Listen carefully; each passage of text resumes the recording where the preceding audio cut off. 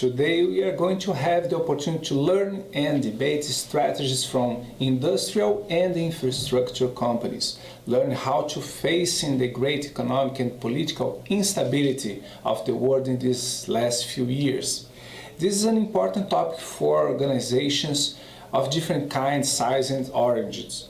Today our first guest is Mr. Leduc, responsible for the agro area in BASF in Latin America.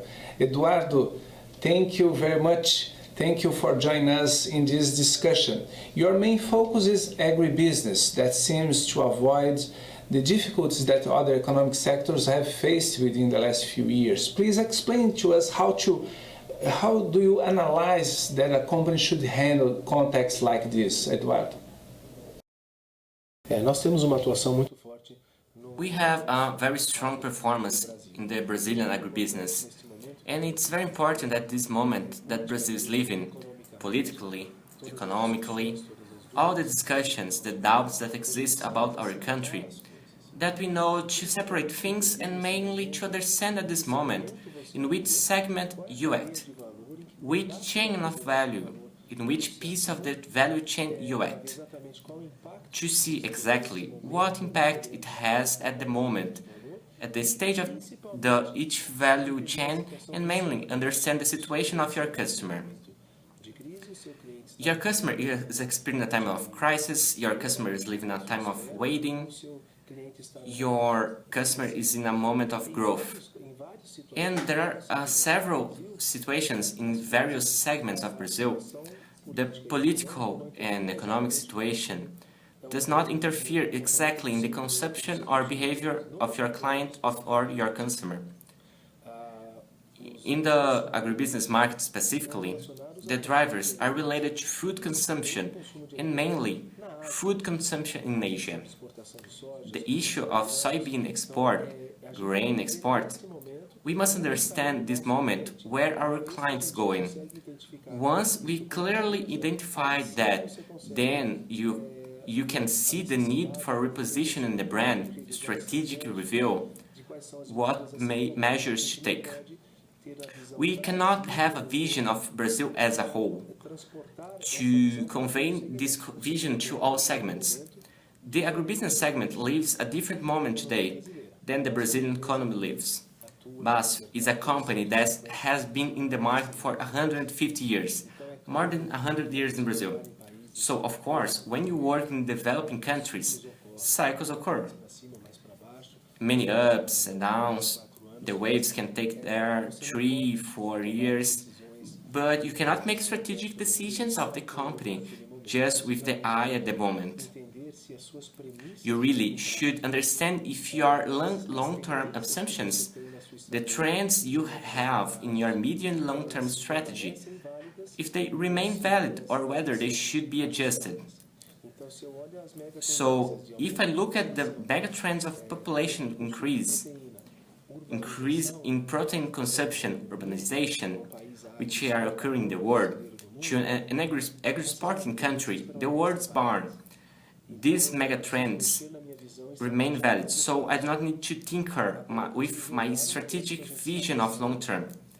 Now I need to look now that we are passing by on profitability, farmer profitability, the uncertainties that the farmer has, the exposure he must do to change. And at this point you begin to define the actions you take in the short term, so that they do not compromise your medium and long-term projects. This one is the main issues. What you cannot do at this moment that does not detract from what will guarantee the success of your company in the future. And then you start to define contingency containment actions, cost reductions for you to go through this delicate moment. And then you may ask me, but then you review this medium, long-term and short-term strategy, and I say no. The Brazilian farmer continues to need innovation more than ever due to the expansion of agriculture in the tropical environment. So he needs innovation to continue producing and more sustainability. So he does not change that either. What we begin to see is the need for a much more change in the behavior of the company's leaders, behavior of its system than strategic change. I say behavior because you need to clearly learn to say no to things you have done. And at the time, if they do not bring you a result, of course, you do not stop doing. You need to say no to putting resources in areas that are not very clear results. And reallocate resource into business if you no more chance of results, also in the short term. You need to know to say no to prioritize things because you have people doing a lot of more things. You have people accumulating positions and you cannot do everything you did before in the same way. That is, you need to have the behavior of saying no to things that do not bring the result in the short term. The behavior of making difficult decisions, crucial conversations, they are the key in these difficult times.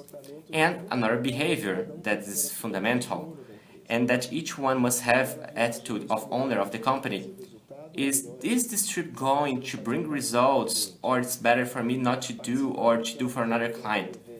To participate in that meeting or event at this moment, does it bring a result or not? It's acting like you own it. Would I, at this moment, lower the price of my product because of the economic moment? It is you should bring an attitude of owner. And then I would say that I see a lot of more these complicated situations that we are living, in our case, in agriculture.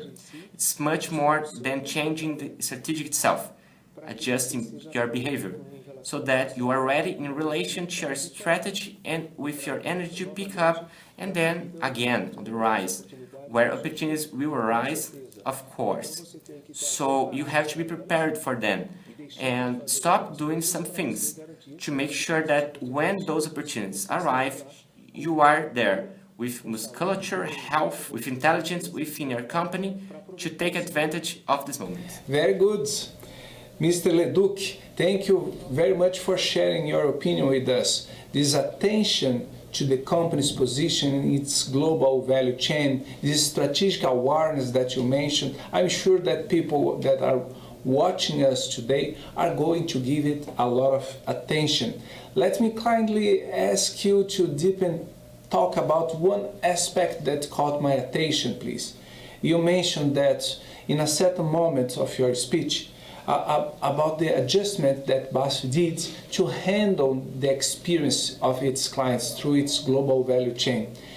Could you give us more examples of it? Dentro do contexto Inside this context where the Brazilian agriculture is today, due to its complexity in the plague control and sickness, the seeds that already bring resistance to the biotechnology have an extremely high strategic value today. So if it's invested in more seeds with more genetic reproduction power, it is obvious that treating these seeds with products that guarantee their germination and good strength of the seeds in order to germinate and express its growth potential is turning into an interesting segment, even though in a hard moment, because the potential of the seeds is in there and needs to guarantee the return through the protection of the seeds. So this is a segment where you grow, sometimes even in some cultures that's complicated. On the other hand, you see that there are sicknesses that are getting more difficult to handle with.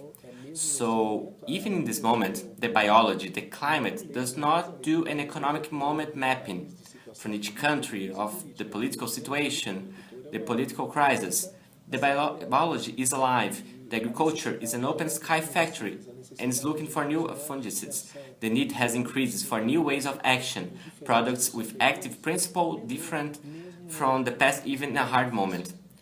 So knowing how to place your resource in the company for this segment is very important. It is better for me to launch less products, but focus on current segments and guarantee that I launch something with impact, instead of keeping the launch as I planned 3 years ago. The moment requires focus, and focus requires prioritization, and this is an attitude, not a strategy. So we need to focus on that every time.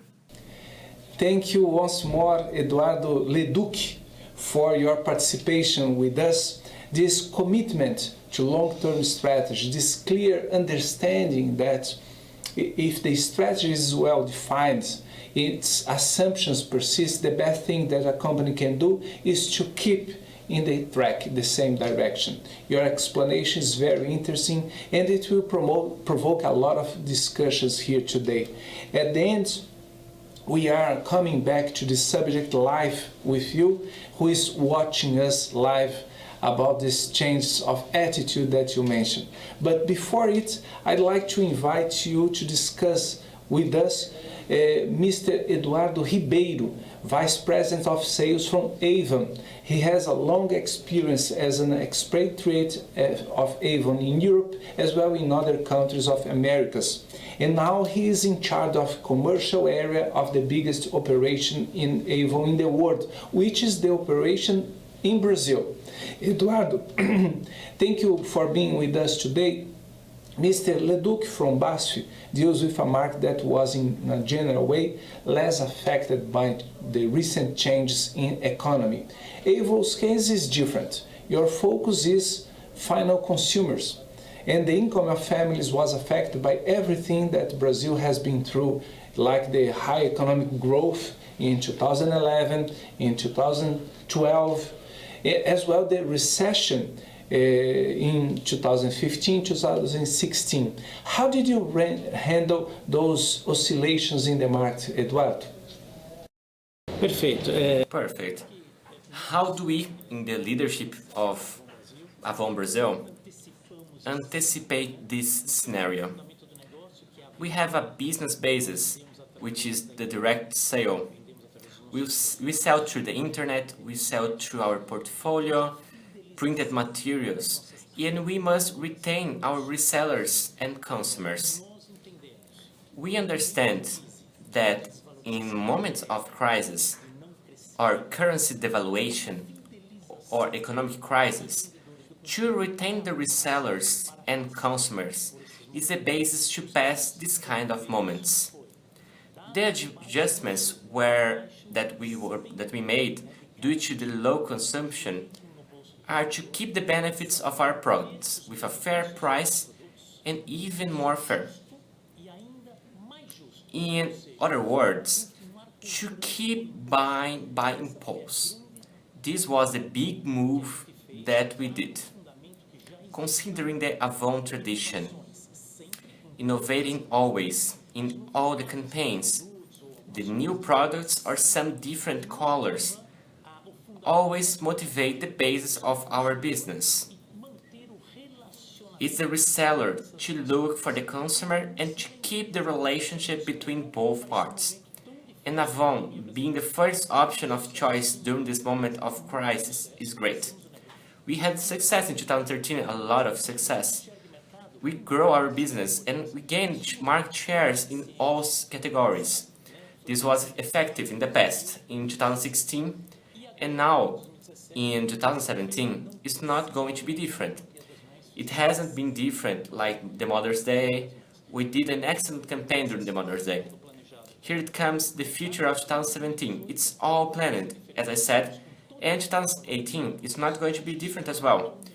We are already with all the products platform adjusted to this economic moment we are nowadays. So all the discussions are, is going the consumer to pay for the value? The benefits that we are delivering keep adding more value? Yes.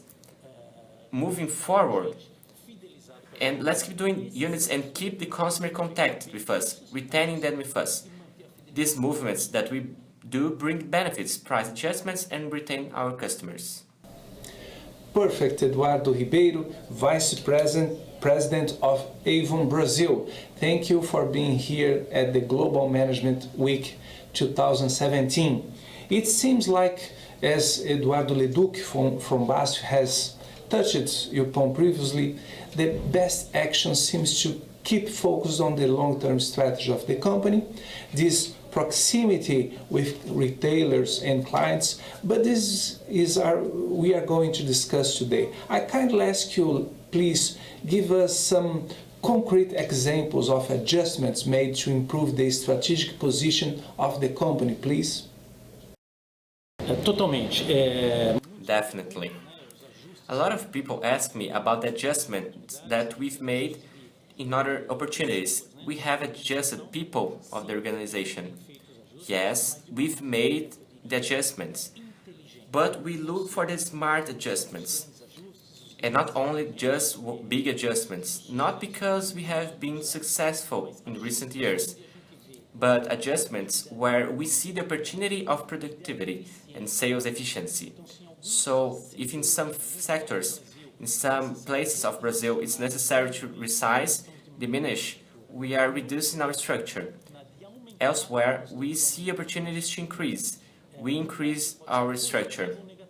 The net can be positive or negative, evidently always controlling the expenses of the organization. Another point, of course, all companies do, is to review zero-cost spending. So, to operate 2017, to operate 2018, to maintain our profitability is to review all expenses line by line, penny by penny. We always say, every penny counts. In this binomial, we can adjust and maintain the investments. Part can go to profitability, and part also goes to the investment that makes having more customer and more reseller costs. The moment we have this economic scenario, which I call transition, its suppliers, our suppliers, must be with us. So if you have a great launch, a large amount of units, we will win together, but at an appropriate cost. This adequate cost allows people to have an appropriate price and everyone gains in the chain, generation employment, generation consumption, and going through this moment. So the supplier and supply chain part is very important at this moment to keep not just the consumers and our loyalty resellers, like our suppliers who are coming out of the crisis. Everything connected, we are gaining the market or we have the market that we have to continue the growth of the business that soon comes there, I'm sure. We share your optimism, Eduardo, and I think that your suggestions that are being listened by a lot of managers from all over the world now will help them later. I'm going to ask the opinion of Mr. Professor Carnier, who is by my side, and we are going to answer live some questions that our audience is sending us by IBS channel on YouTube. And our last guest today is Mr. Kleber Moraes, CEO of Schneider Electric in Brazil. He has held leading positions in other important companies in the IT sector, and now he's in charge of this major organization that is Schneider. Thank you, Kleber, for your kindness to join us today. Different from Eduardo Leduc from BASF, whose company was in a certain way less affected by the crisis, the sector of infrastructure and construction suffered, in my opinion, the worst impact of the crisis. What did you do, Kleber, to face these difficulties? Primeiro momento, ele passa por uma busca muito forte de eficiência. The first moment, he passes to a strong research of efficiency. So, how it is possible to get more efficient? How I can look at the costs in a range context, in a context of conquering new markets on one side, but becoming more efficiency and looking for lower costs on the other side. I guess this is the first moment where you ask yourself, what I can do to reduce the cost context? When you are a huge growth line, a lot of time it gets a little bit heavy, that's the word.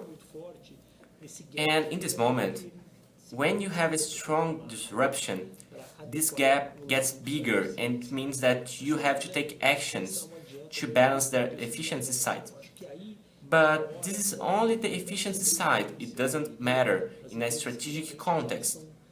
I guess that would be the survival time, I would say, from the companies that really passes through a cycle or can survive in the cycle. He passes for a strategic realignment. In other words, the strategic realignment, that's what I call the gold market. So how can I get my products portfolio? Which is the best way to achieve that client? What kind of client buys the proper value, and in our case, we do a strategic realignment about the go-to-market, how I can work through different product segmentation, through different channels, how I can integrate the offers to generate more value to the market. Product layout strategy themselves, in our words, what are the products who bring less profitability? What are the products that I have in order to have a gain of efficiency? And how I can add this to my portfolio? And services to be able to have a different packing. In our case at Schneider, I do have a wide range of products. I have from a power switch to a product automation in a huge company, having technology products, IoT products, products with medium and low tensions, etc.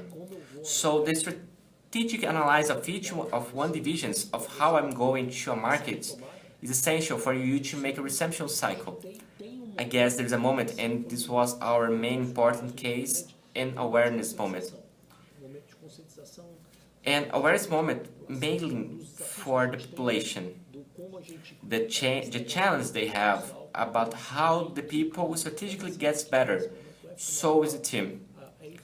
The team squad in this moment is essential. Once the team is as a whole, we will be able to change the game.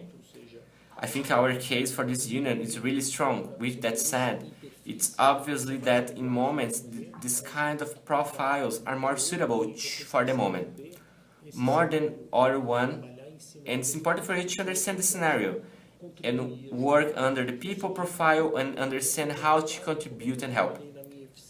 In other words, this tripod of how I'm going to a market, how I work on my efficiency for the cost reduction, and how I work on my team, it starts to make a great difference. Thank you, Clever, for sharing your opinion with us, blending efficiency gains with a better approach to the market, preparing the team to face dispute. It seems like an approach that deserves our attention. For you who's watching us live in this discussion, please take your notes, prepare your comments, your questions, so that later we may chat about this, okay? Now, Kleber, to take advantage of your experience in Schneider, how do you see the difference of management in different moments of the economic cycle?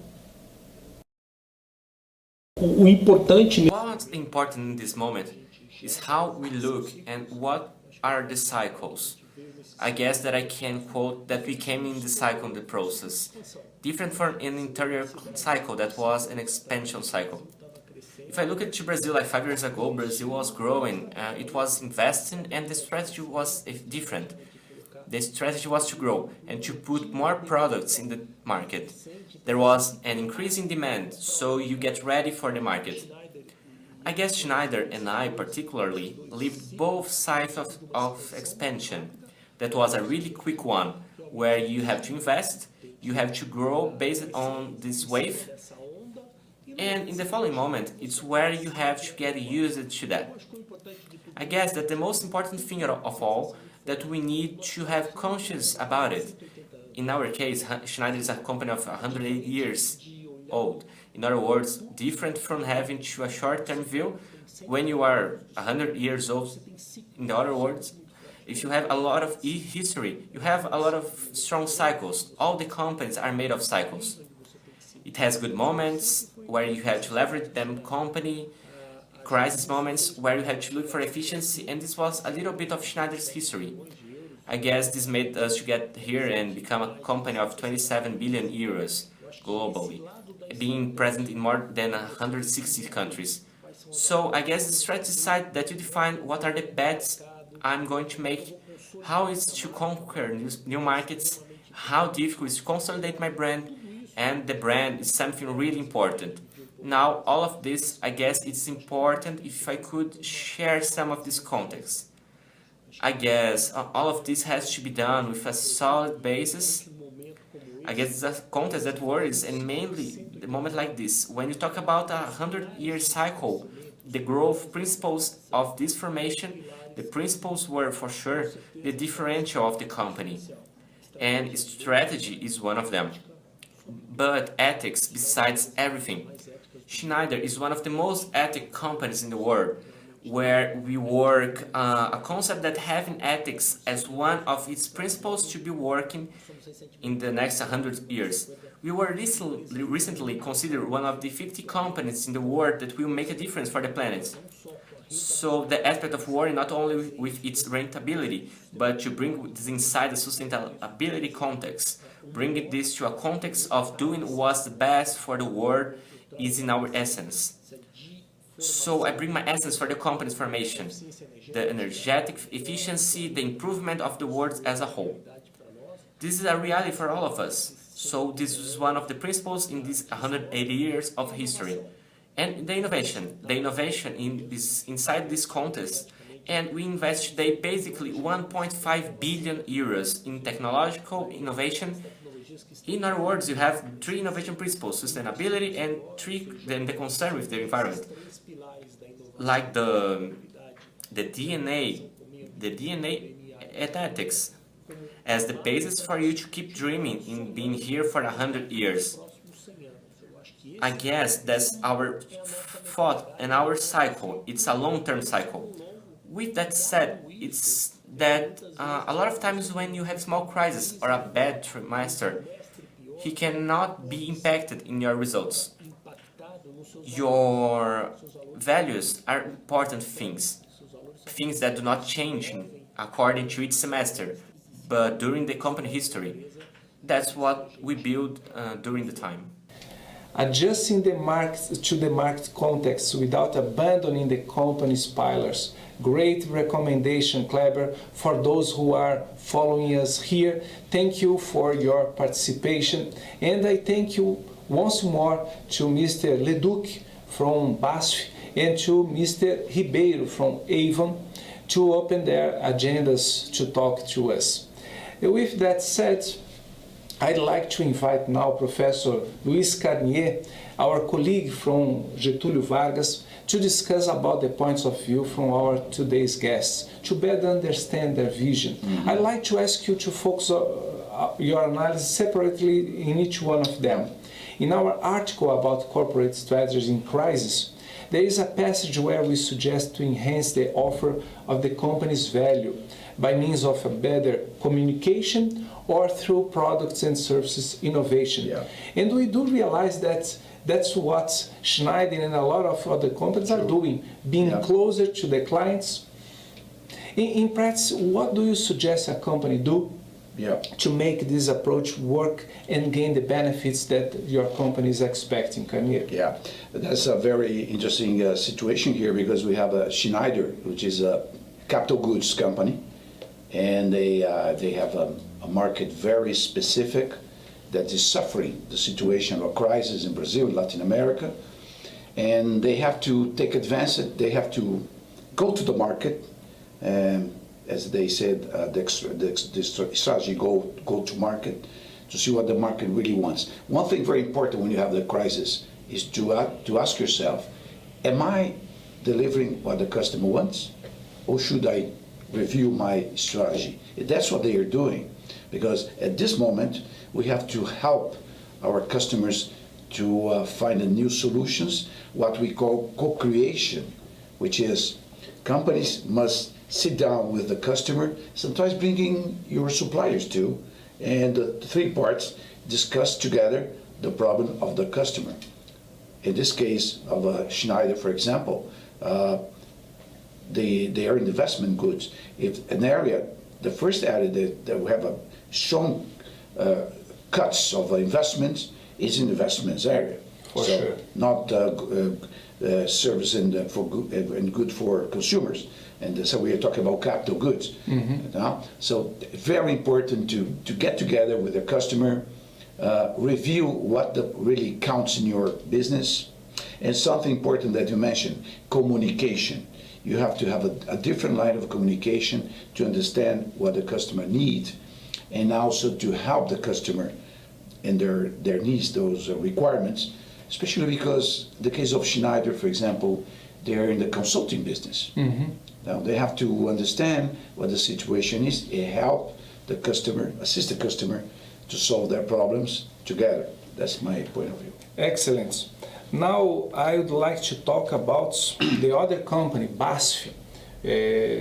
Eduardo Ribeiro was the vice president. Yeah. Eduardo made a very interesting comment, and I'd like to hear your opinion about it. Yeah. He talked about comprehending clients' needs in very specific moments, understanding the value offered by the company and its role in the global value chain. Yeah. In your opinion, in this path to move ahead in the times of crisis? Yeah, let's take a look at this. It's another situation for BASF.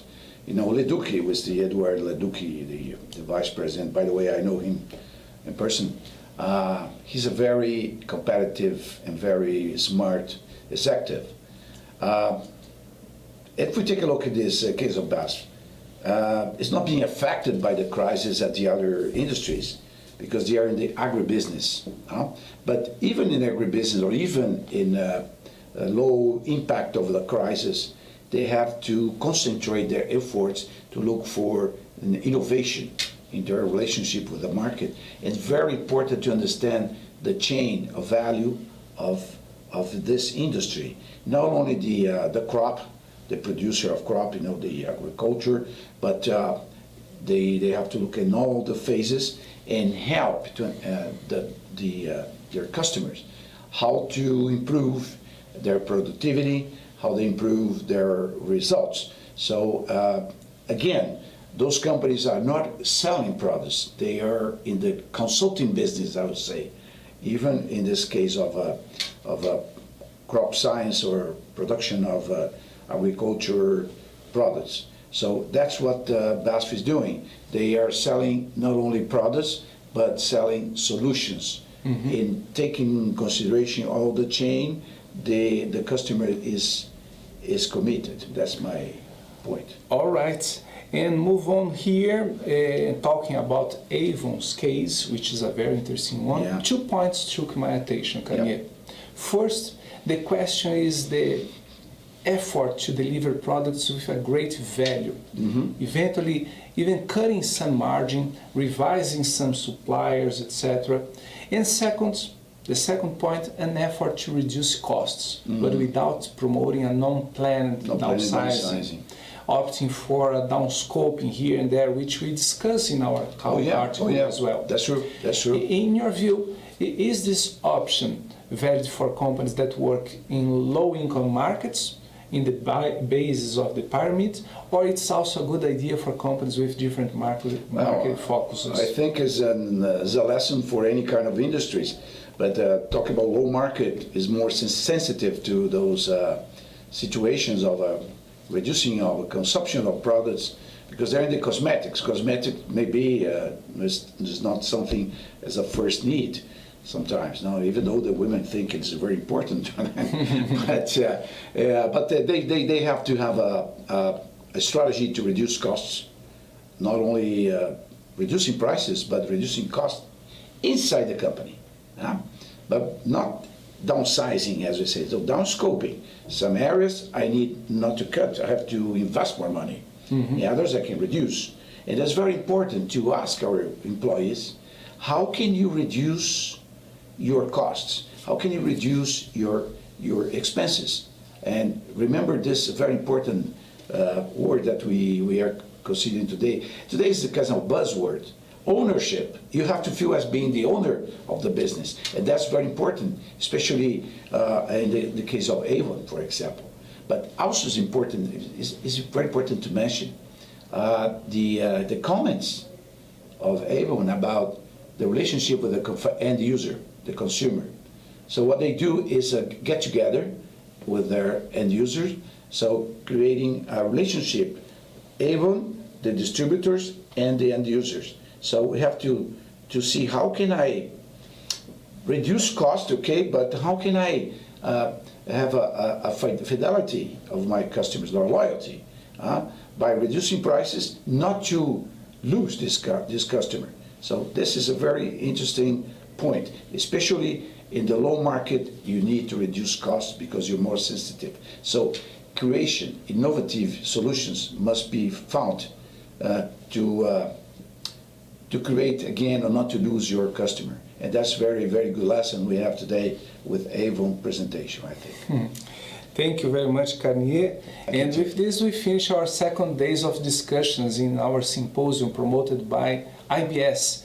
We will have just 1 minute break and we'll be right back to answer live your questions, okay? See you soon.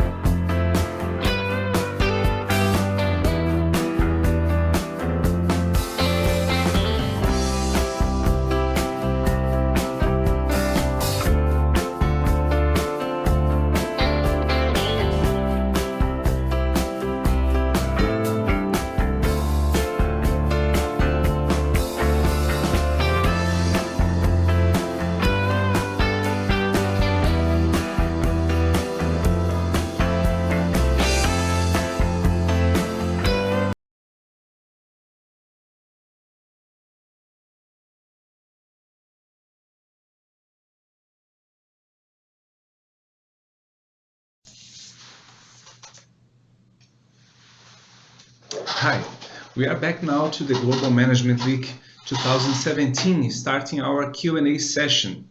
If you want to get a certificate of participation in this event, please don't forget to sign the attendance list available in the chat tab at the right of your screen.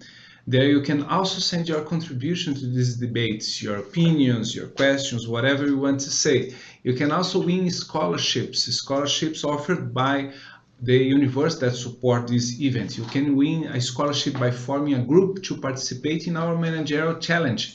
Read the instructions, form your group, and join us in this challenge, okay? The first question that I'm answering today is from South Korea, from Ms. Soin Lee. What are the key forces driving Brazilian economy to grow, and what is the economic role of Brazil in South America? Thank you, Ms. Lee, for your question. Well, basically, as any other emerging countries, we are looking for our comparative advantages.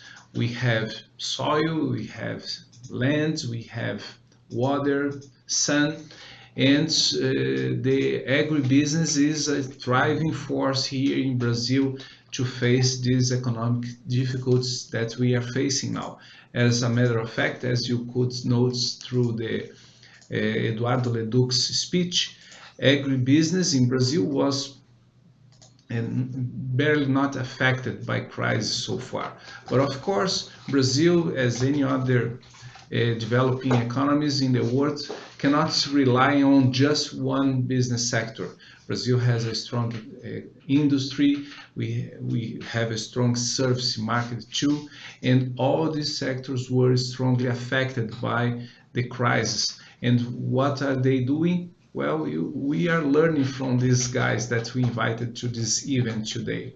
They are basically trying to adjust the size and the scope of their companies to the new context, trying to identify clients' specific demands and adjust their offerings to keep growing in this context, okay?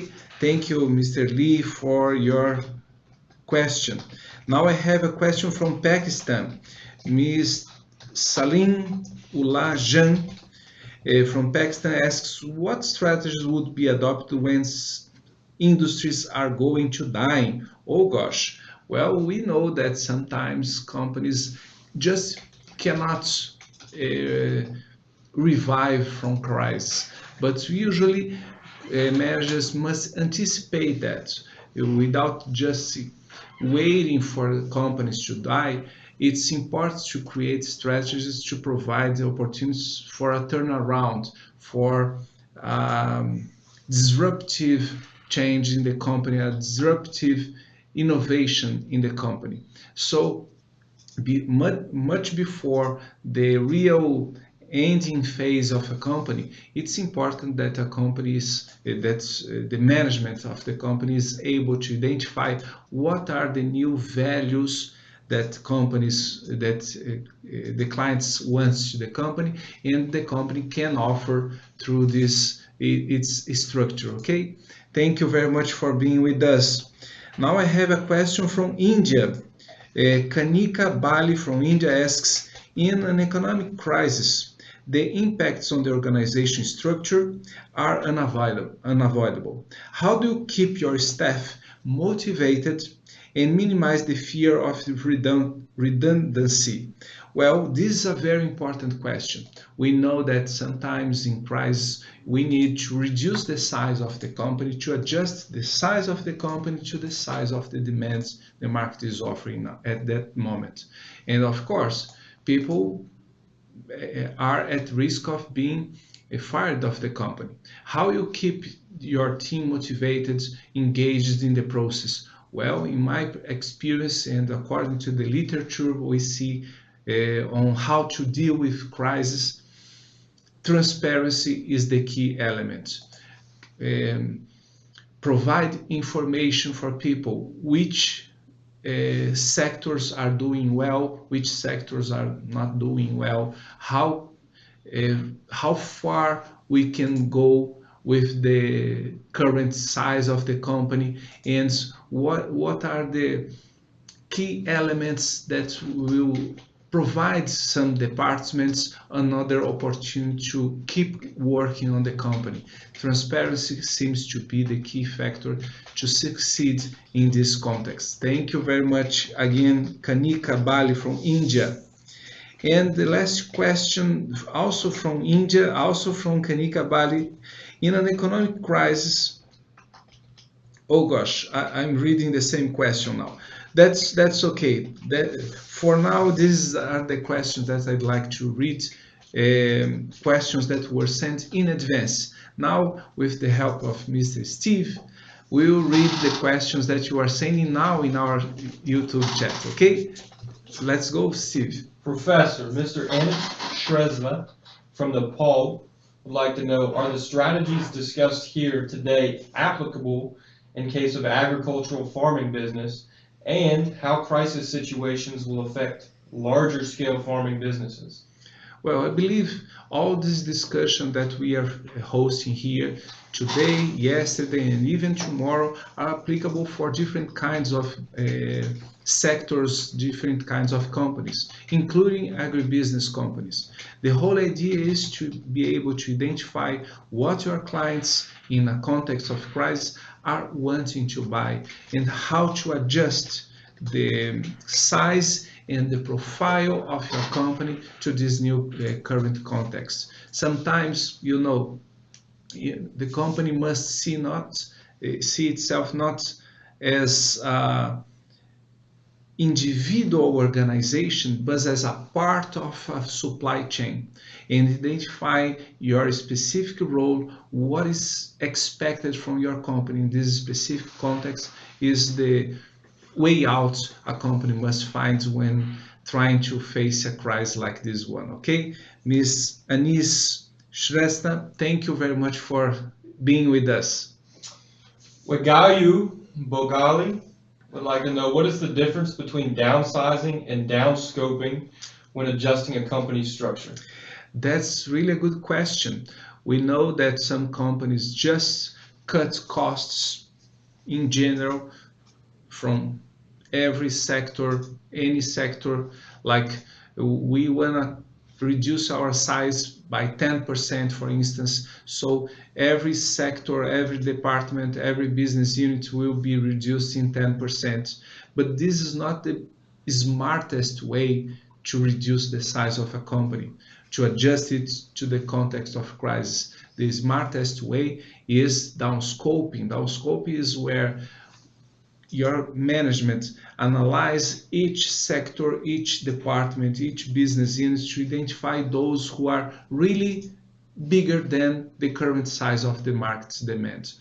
But the point is the political decision. When you decide this sector will be affected, that sector won't be affected, Unless you have the transparency I mentioned before, you will suffer because people will resist. The idea is providing information, letting people to discuss, to know, and to decide. Asking people to the debate seems to be the easiest way to deal with this kind of situation. Okay, Mr.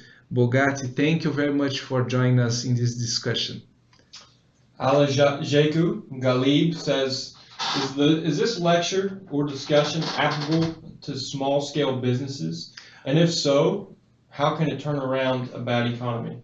Well, I believe small companies suffer more than bigger corporations in economic crisis, but they also have more maneuverable conditions to surpass the difficulties. It's just a matter of a manager learn from its experience, search for options, theoretical frameworks, and try to find out the best way to deal with the crisis. One advantage which is very important for small companies is they are more agile. They can respond to the context quicker than major organizations, large corporations. So enjoy these opportunities and try to grow, okay?